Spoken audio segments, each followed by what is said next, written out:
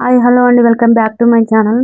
ఈరోజు మన వీడియోలో ఒక పాతకాలం నాటి రెసిపీని ఇప్పుడు మనం వండుకున్నాము. దోస ఒరుగుల కూర. దోస ఒరుగులు అప్పట్లో మన నానమ్మలు అమ్మమ్మలు ఎండాకాలంలో దోస ఒరుగులు ముక్కలు ముక్కలుగా కట్ చేసి ఎండబెట్టి దోస ఒరుగుల కూర వండేది. Old is gold. Old recipe చాలా బాగుంటుందండి. సూపర్ అంటే సూపర్గా ఉంటుంది. పుల్ల పుల్లగా తీయగా ఎక్సలెంట్గా ఉంటుంది. ఒక ముద్ద పెట్టి ఆ ముద్దకు ఒక దోస ఉరుగులు ఒక ముక్క పెట్టి ఇట్లా తింటుంటే సూపర్ అంటే సూపర్ ఉంటుంది. ఇంకా రండి వీడియోలోకి వెళ్ళాము. రెసిపీ ఎట్లా చేసుకుందామో చూద్దాము. ముందుగా దోస ఉరుగులు తీసుకొని ఆ దోస ఉరుగులు ఎండబెట్టిన దోసలు ఉండే అవి కొంచెం ఒక పావు గంట 20 నిమిషాలు హాట్ వాటర్లో నానబెట్టాలండి. నానబెట్టితే అవి కొంచెం మెత్తగా ఉంటాయి, ఉడుకుతాయి. ఈ రెసిపీలో ముఖ్యమైన ఇంపార్టెంట్ పాయింట్ ఇది. ఫస్ట్ దోసరుగులు మాత్రము వేడి వేడి నీళ్ళల్లో అంటే గోరువెచ్చని నీళ్ళల్లో నానబెట్టాలి. 20 నిమిషాలు పక్కా నానబెట్టాలి. అప్పుడు మెత్తగా అవుతుంది, బాగుంటుంది రెసిపీ.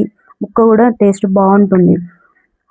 అయితే ఇంకా రెండు ఉల్లిగడ్డలు 2 టమాటాలు కట్ చేసుకొని పొయ్యి మీద బనాలు పెట్టుకొని అందులో 2 పావుల నూనె పోసుకొని, అయితే నేను ఈ రెసిపీలో ఏమి వేస్తలేనండి. పచ్చిమిరపకాయలు, కొత్తిమీర ఇట్లా ఏమి వేస్తలేండి. సింపుల్ అంటే సింపుల్గా వండుతున్నా. చూడండి చాలా బాగుంటుంది. టేస్ట్ మాత్రం సూపర్గా ఉంటుంది. చూడండి సూపర్ అంటే సూపర్గా ఉంటుంది. పొయ్యి మీద బనాలు పెట్టి 2 పావుల నూనె పోసి జీలకర్ర వేసి ఆ జీలకర్ర ఆవాలు 2 కలిపి పెట్టుకుంటాను నేను.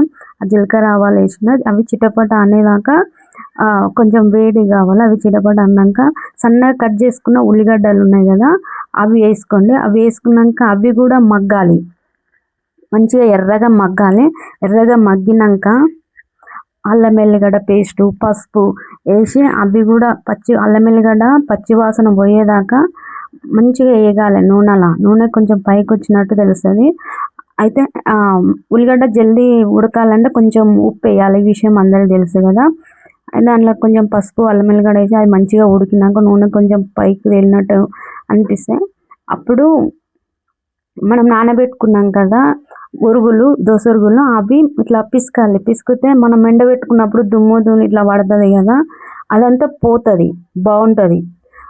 ఇంకా ఇట్లా పిసకాలి. పిసికి ఇట్లా మంచిగా నీళ్లు పోయేదాకా ఇట్లా గట్టిగా పిసికి అవి అందులో వేసుకోవాలి. ఆ కూరలో ఉల్లిగడ్డ తాలింపు వేసినాం కదా అందులో వేసుకోవాలి.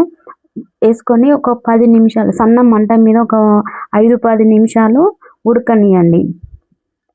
ఉడికినాక దోసరుగులు ఉడికినట్టు మనకు తెలుస్తుంది కదా. అవి ఉడికినాక 2 టమాటాలు కట్ చేసుకున్నాం కదా, ఆ టమాటాలు కూడా అందులో వేసేయాలి.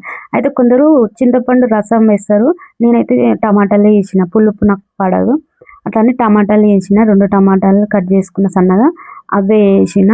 ఆ టమాటాలు కూడా మగ్గినాక కొంచెం కారం, అంటే మేము కొంచెం కారం తింటాము, కొంచెం కారం వేయండి. మీకు ఎంత కావాలంటే అంత కారం వేయండి. కారము దానికి తగ్గ ఉప్పు వేసి మంచిగా కలుపుకోండి.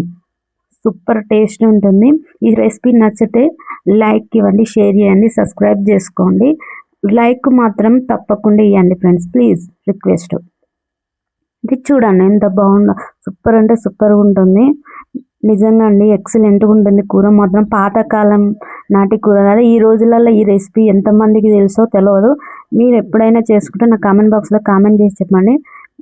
సూపర్ అంటే సూపర్గా ఉంటుంది. పుల్లగా కారంగా చాలా బాగుంటుంది. టేస్ట్ మాత్రము చేసుకొని ట్రై చేసి నా కామెంట్ బాక్స్లో కామెంట్ చేయండి ఫ్రెండ్స్, ప్లీజ్.